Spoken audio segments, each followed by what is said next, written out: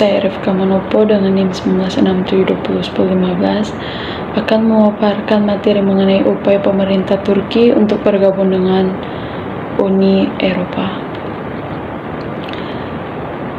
Di sini ada sejarah Uni Eropa. Uni Eropa merupakan federasi ekonomi dan politik yang hingga tahun 2013 telah memiliki 28 negara anggota. Uni Eropa didirikan pada tahun 1993 dengan penandatanganan perjanjian tentang Uni Eropa. Perjanjian ini disebut sebagai Maastricht Treaty, tapi itu didahului oleh berbagai organisasi di Eropa yang memberikan kontribusi terhadap perkembangan Uni Eropa. Ada tujuan Uni Eropa. Pada dasarnya, ekonomi, politik, keamanan, dan kebudayaan Uni Eropa dimaksudkan untuk meningkatkan kemampuan dan kesejahteraan masyarakat Eropa, serta menciptakan stabilitas kawasan sesuai dengan prinsip Uni Eropa. Jadi, tujuan Uni Eropa kedepannya ditekankan pada perlindungan terhadap kepentingan Uni Eropa secara keseluruhan dan meliputi berbagai bidang termasuk pertahanan militer, serta menjamin pelaksanaan politik luar negeri masing-masing negara anggota berdasarkan solidaritas dan loyalitas untuk mencapai keuntungan bersama.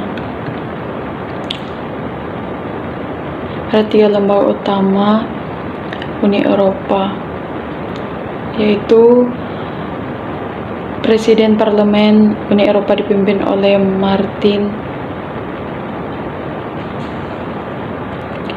Schulz yang menjabat sejak Januari 2012. Kemudian Presiden Dewan Eropa.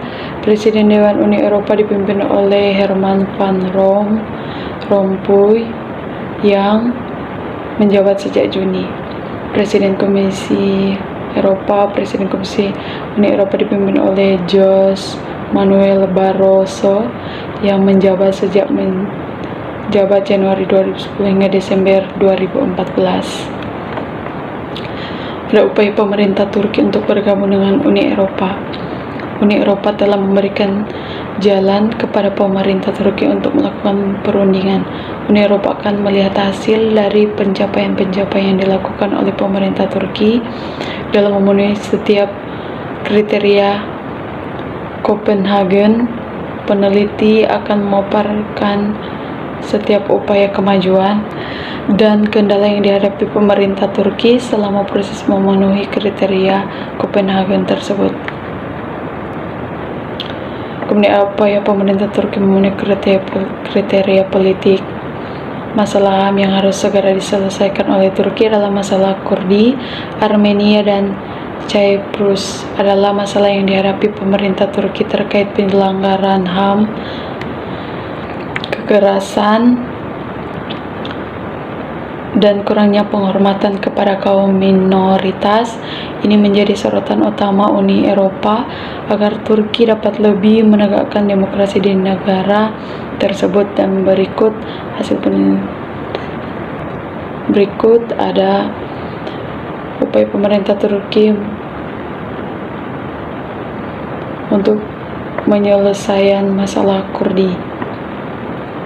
Partai AKP sebagai partai yang berkuasa di dalam sistem pemerintahan Turki sejak memenangkan pemilu tahun 2002 menunjukkan upayanya untuk melakukan perubahan-perubahan mendasar dalam struktur perundang-undangan, salah satunya dengan memberikan kebebasan seperti hak-hak minoritas atau Kurdi. Sejak menjadi Perdana Menteri Turki, Erdogan adalah tokoh paling berpengaruh dalam penyelesaian masalah hak Kurdi. Erdogan mencari jalan-jalan yang baru dalam berinteraksi dengan Kurdi.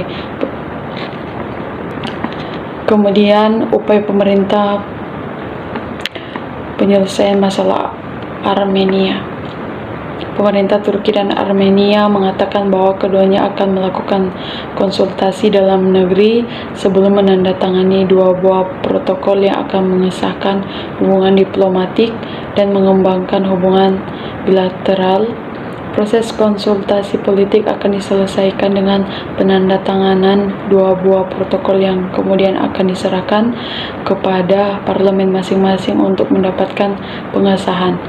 Menteri Luar Negeri dari kedua negara dalam sebuah pernyataan bersama yang diperantarai oleh Swiss berdasarkan salinan protokol yang dirilis oleh Kementerian Luar Negeri Amerika.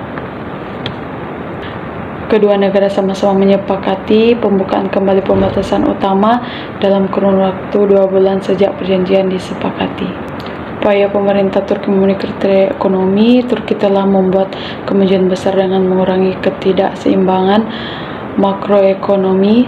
Turki juga mampu mengatasi tekanan kompetitif dan kekuatan pasar Uni Eropa. Sejak pertengahan tahun 2004, pertumbuhan PDB (Produk Domestik Bruto) meningkat dari 5,8% di tahun 2003 menjadi 8,9% pada 2004, dibantu oleh pertumbuhan konsumsi swasta yang kuat yang didorong oleh suku bangsa yang lebih rendah, peningkatan kredit konsumsi, dan lonjakan investasi sektor mesin dan peralatan. Kemudian ada upaya pemerintah Turki memenuhi kriteria AQUIS adalah akumulasi undang-undang, perbuatan hukum, dan keputusan pengadilan yang merupakan badan hukum Uni Eropa. Istilah ini Prancis. AQUIS berarti yang telah disepakati dalam undang Turki harus mengikuti aturan-aturan yang berlaku di Uni Eropa. Kendala yang dihadapi Turki untuk dapat bergabung dengan Uni Eropa. Salah satu syarat ditujukan Uni Eropa kepada Turki adalah mengakui Republik Cyprus yang dikuasai Yunani. Konflik antara Turki, Yunani, dan Cyprus jelas menjadi penghalang masuknya Turki ke dalam Uni Eropa.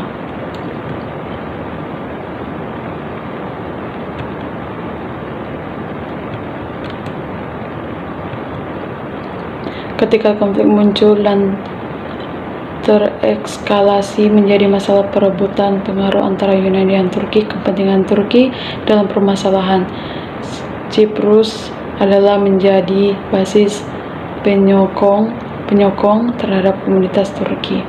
Permasalahan Cyprus inilah yang kemudian menyebabkan proses aksesi Turki menjadi terhambat, serta membuka pelabuhan dan bandaranya untuk Yunani, namun Turki mengajukan tuntutan lain pada Yunani.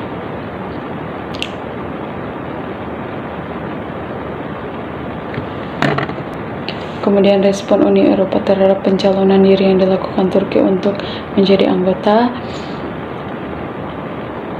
Pentingnya Turki untuk Eropa berasal dari banyak faktor, termasuk kemampuan menjanjikan ekonomi dan kedekatan geografis ke benua Eropa, sementara menjembati Uni Eropa dan Timur Tengah. Eropa membutuhkan Turki karena tidak hanya berpengaruh terhadap perkembangan politik, ekonomi, dan sosial budaya benua Eropa, tetapi juga telah dipengaruhi oleh mereka. Untuk Turki itu sangat penting bergabung dengan Uni Eropa, sebagai keanggotaannya akan memungkinkan negara Turki untuk lebih menegaskan dirinya sebagai kekuatan regional yang bertanggung jawab. Kemudian penutup, yaitu perjalanan pemerintah Turki untuk bergabung dengan Uni Eropa selalu berjalan lambat, berliku-liku, dan selalu dihiasi dengan beberapa problematika dan hambatan seperti sikap Prancis yang menentang Turki dan peran yang dimainkannya bisa membuat reaksi yang kontraproduktif Uni Eropa terhadap Turki. Saat ini saya akan mempromosikan mengenai kampus Universitas Pembangunan Indonesia Manado. Kampus yang lebih dikenal dengan sebutan UPI atau Universitas Pembangunan Indonesia Manado ini memiliki 6 fakultas, yaitu yang pertama, Fakultas Keperawatan, yang kedua, Fakultas Pertanian, yang ketiga, Fakultas Ilmu Sosial dan Ilmu Politik, yang keempat, Fakultas Hukum, yang kelima, Fakultas Teknik, dan yang keenam, Fakultas Sastra. Bagi teman-teman yang ingin melanjutkan studi, mari mendaftarkan diri atau bergabung dengan kami di Universitas Pembangunan Indonesia Manado, terutama di Fakultas Ilmu Sosial dan Ilmu Politik, program studi Ilmu Politik. Terima kasih.